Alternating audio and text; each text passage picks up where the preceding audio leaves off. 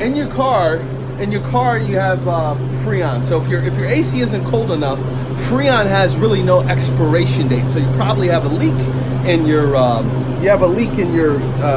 you have a bad compressor, or you have a leak in one of your AC lines. But as you can see, coolers, these are like fans.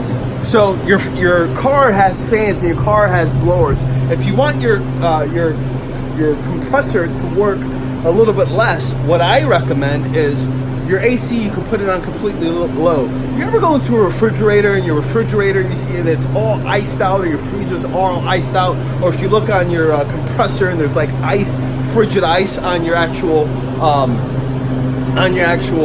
tubes or your coils, that's because your condenser's working so hard. So if you have an older vehicle, or even if you have a newer vehicle, if you put your AC temperature on 55 or low, there's not that much of a difference. So the couple degrees you'll save or you'll change for it being on low or 55, you might as well put it on 55 just so it's not working so hard.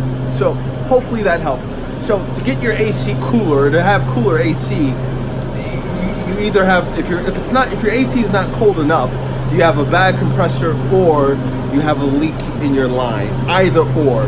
But if you don't want your compressor to work so hard, just like your refrigerator, just like a big cooler, don't put it on to -0. -0 and 10 degrees, there's not that much of a difference when it comes to a car's thermostat. Just some friendly auto advice. Rudi from Peoria Ford.